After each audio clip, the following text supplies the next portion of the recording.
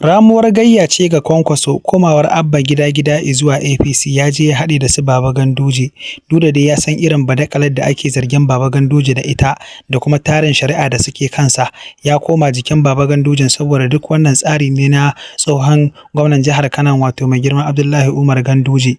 A wannan rana ne kuma matar shi tsohon gwamnan jihar Kano wato Abdullahi Umar Ganduje ta fito ta ce tana roƙon Kwankwaso ya taimaka ya bar Abba gida-gida yi aikinsa inda ya kamata.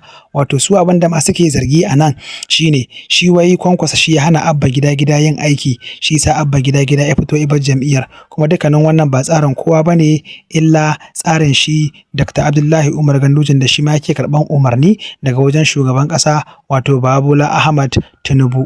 Shi dai dama akwai tun farko wata bita da kulli a tsakanin su biyun da ba a ga maciji da Kwankwason da kuma Ganduje. A lokacin baya Kwankwaso shi yake jagorantar dukkanin wani nau'i na siyasa na jihar Kano, wanda hatta shi kansa Dr. Abdullahi Umar Gandujen yana ƙasansa, amma daga baya sai shi ma Gandujen butulci ya fice ibar cikin jam'iyyar tasu. Ko riga da kun san kuma shi ma Abba Kabir Yusuf din irin hakan shi ma yi, amma da sa hannun wa.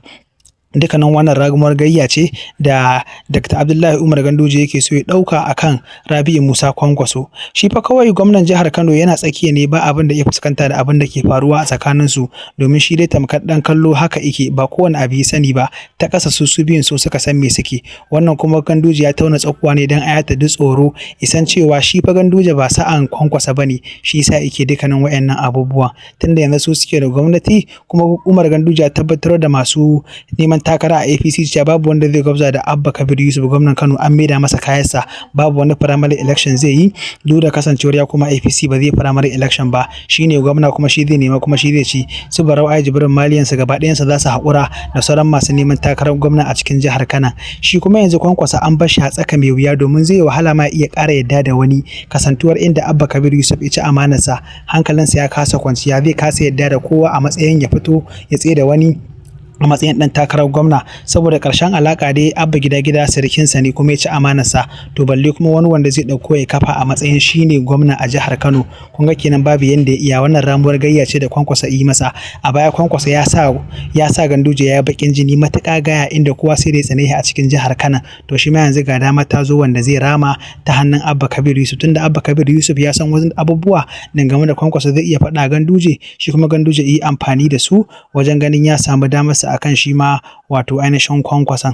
To wannan shine abin da ke faruwa tsakanin tsofin gwamnonin guda biyu da kuma sabon gwamna mai ci a yanzu Abba Kabir Yusuf. Kun furta albarkacin bakin ku faɗa abin da ya dame ku a cikin comment silently, ba tare da cin mutunci ko kuma hatsaniya ba. A yi siyasa ba da gaba ba. Mu dai wannan shine ra'ayinmu a koda yaushe, mutane su zauna lafiya, kowa kuma ya huta lafiya.